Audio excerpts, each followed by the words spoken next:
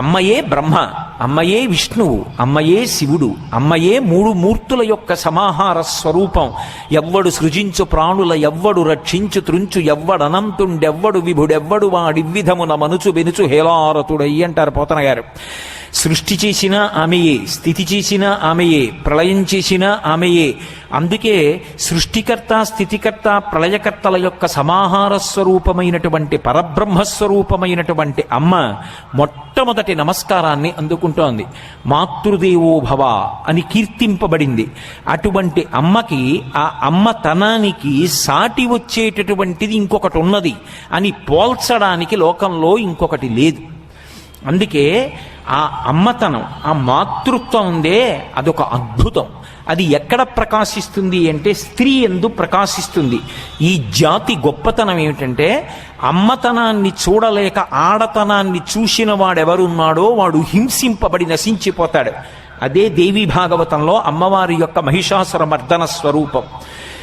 ఎక్కడ ఎవడు స్త్రీత్వమునందు ఆడతనమునందు అమ్మతనాన్ని చూసి గౌరవించి నమస్కరించాడో వాడు దీర్ఘాయుర్దాయాన్ని పొంది భవిష్యత్ బ్రహ్మ అవుతాడు.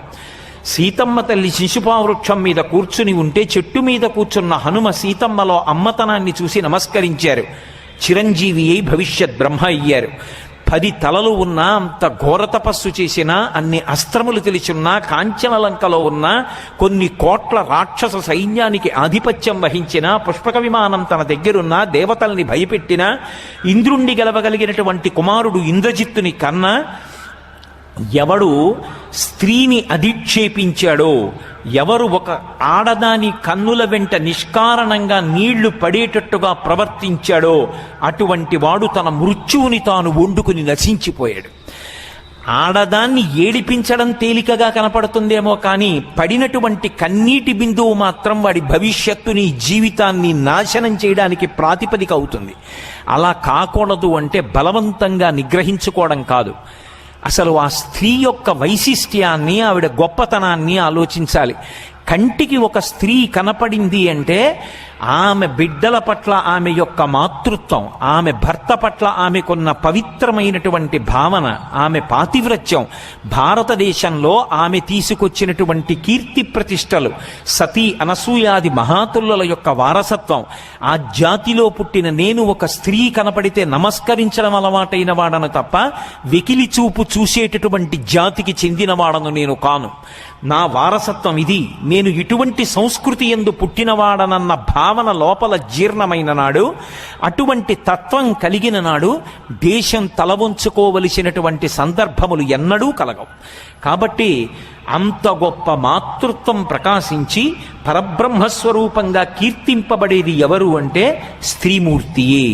నిన్ననే నేను మీతో మనవి చేశాను, ఒక్కొక్క స్త్రీ కావ్య పురాణాదులలో ప్రవర్తించినటువంటి తీరు చూస్తే అసలు ఇలా ఒక పురుషుడు ప్రవర్తించగలడా అని అనిపిస్తుంది.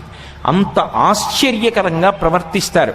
శ్రీరామాయణంలో మండోదరి మహాపతివ్రత, మయుని యొక్క కుమార్తె, హేమ అనబడేటటువంటి అప్సరస యొక్క కుమార్తె, రావణాసురుని యొక్క పట్టమహిషి. ఇంత గొప్పది. ఆవిడ ఎంత గొప్పదో చెప్పడానికి మహర్షి ఒక విశేషం చూపించారు సుందరకాండలో. ఇంతటి ప్రాజ్ఞుడైన హనుమ సీతమ్మని అన్వేషణ చేస్తున్నారు. అన్వేషణ చేస్తున్నప్పుడు ఈమె సీత కాదు, ఈమె సీత కాదు అని ఒక్కొక్కరిని చూసి వదిలిపెట్టి వెళ్ళిపోతున్నారు. ఏమిటి నమ్మకం? మా సీతమ్మ అయితే రావణాసురుడు అలా హంసతూలికా తల్పం మీద పడుకునుండగా పక్కన అతనితో రమించి వేరొక స్త్రీలను కౌగలించుకొని నేల మీద ఇలా పడుకోదు. ఈమె సీతమ్మ కాదని విడిచిపెట్టి వెళ్ళిపోతున్నారు.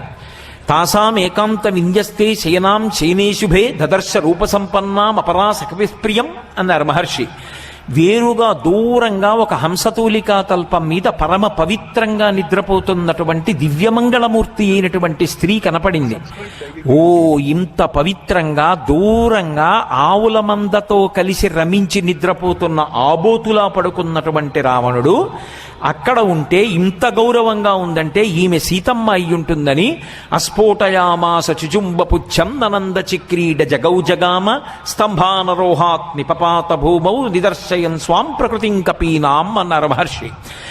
ఆమె సీతమ్మ అని అనుకుని స్తంభాలెక్కారు, కిందకి దూకారు, తోక చివరి భాగాన్ని చేత్తో పట్టుకున్నారు, ముద్దు పెట్టుకున్నారు, గంతులేశారు, పాటలు పాడారు, భుజాలు తెరుచుకున్నారు. కోతి బుద్ధి బయట పెట్టుకున్నాడు అన్నారు మహర్షి. నిజంగా సీతమ్మ హంసతూలికా తల్పం మీద నిద్రపోతుందా రాముడు పక్కన లేకుండా?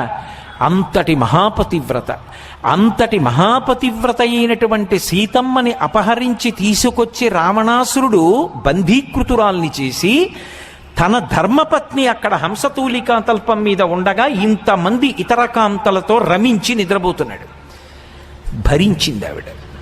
అది ఆవిడ హృదయం. అందుకని పతివ్రత అయింది. నిన్న నేను మీతో చెప్పాను, తన ధర్మాన్ని తాను చేసుకుంటూ వెళ్ళిపోయింది. నా భర్త ఇటువంటి వాడు కాబట్టి నా ధర్మం మార్చుకుంటా అన్న ఆవిడ అనలేదు. అందుకని మహాపతివ్రత అయింది. ఈ దేశంలో ఒక్కొక్క స్త్రీ మాట్లాడినటువంటి మాటలు వింటే ఆశ్చర్యపోస్తాం. సాధారణంగా ఎటువంటి స్త్రీ అయినా అదుపు తప్పిపోయేది ఎప్పుడు అంటే, తట్టుకోలేని శోకం ఎప్పుడు అంటే, ఒకటి భర్త జారిపోయినప్పుడు, రెండు కడుపున పుట్టిన బిడ్డ జారిపోయినప్పుడు ఆమె శోకానికి అవధి ఉండదు. అటువంటిది 10 తలలు ఉన్నటువంటి రావణాసురుడి యొక్క గుండె భేదింపబడి వక్షస్థలంలోంచి వెళ్ళిన బాణం భూమిలో గుచ్చుకుని తిరిగి వచ్చి రామచంద్రమూర్తి యొక్క అక్షయ బాణ తుణీరంలో ప్రవేశిస్తే నిత్తురోడిపోతూ ఆ భూమి మీద పడిపోతే గ్రద్దలు రాబందులు పైన ఎగురుతుంటే దేవతలందరూ జయ జయధ్వానం చేస్తుంటే మండోదరికి కబురు చేసి పల్లకిలో పిలిపించారు. ఆవిడ యుద్ధభూమికి వచ్చింది. వేరొకరైతే రామాయణం అంతకు ముందు చదవకపోతే ఇప్పుడు మండోదరి ఏమంటుంది అని అడిగితే వెంటనే ఏం చెప్తారంటే రాముడు ఎక్కడున్నాడని అడుగుతారు. రావణాసురుడి శరీరం అలా పడిపోయి ఉంటే ఆ పక్కనే చెట్టు దగ్గర రాముడు లక్ష్మణస్వామి నిలబడి ఉన్నారు. పక్కన విభీషణుడు నించునున్నాడు. ఎంత తప్పు చేసినా తన భర్తని చంపేశాడన్న కోపంతో రాముడి వంక చూసి నింద చేస్తుంది అని అనుకుంటారు. కానీ ఆమె ఎంత ధర్మాత్మురాలంటే, ఎంతగా గీత దాటలేదంటే ఆవిడ రావణాసురుడి దగ్గరికి వెళ్ళి ఏడుస్తూ ఆవిడంది, వీళ్ళందరికీ అమాయకత్వంతో తెలియని విషయం ఒకటి ఉన్నది. రావణ, నిన్ను రాముడు చంపాడని వీళ్ళు అనుకుంటున్నారు, కానీ నీ భార్యని కనుక నాకు తెలుసు. నిన్ను చంపింది రాముడు కాదు, నీ ఇంద్రియములు చంపేశాయి.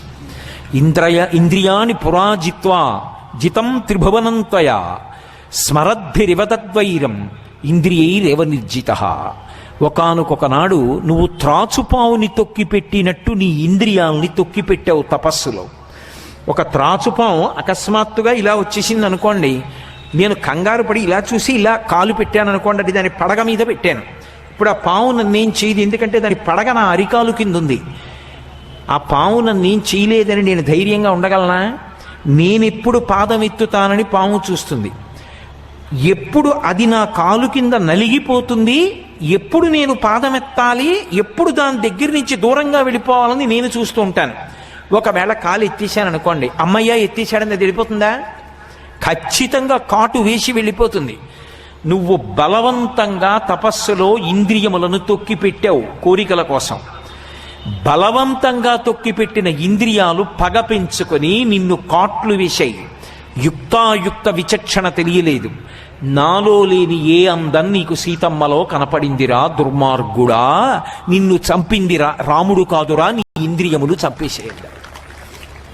ఈ ఒక్క మాట లోకానికి అందితే జాతి చెయ్యకూడని పొరపాట్లు చెయ్యదు.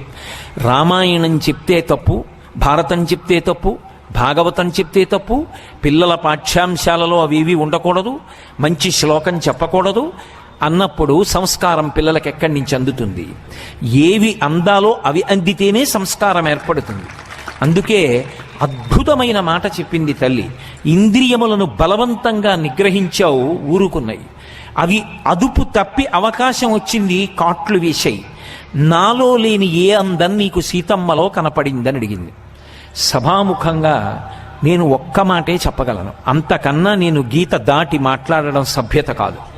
ఒక పాత్రలో పాయసం పోశారు, అది రాగి పాత్ర. వేరొక బంగారు పాత్ర తీసుకొచ్చి పాయసం పోశారు. బంగారు పాత్రతో తాగిన పాయసమైనా అదే రుచి, రాగి పాత్రతో తాగిన పాయసమైనా అదే రుచి. రాగి పాత్ర నీదైనప్పుడు ధర్మం తప్పకుండా రాగి పాత్రలోనే తాగు తప్ప నీది కాని బంగారు పాత్రలో తాగుదామని నువ్వు మాత్రం అలమటించకు.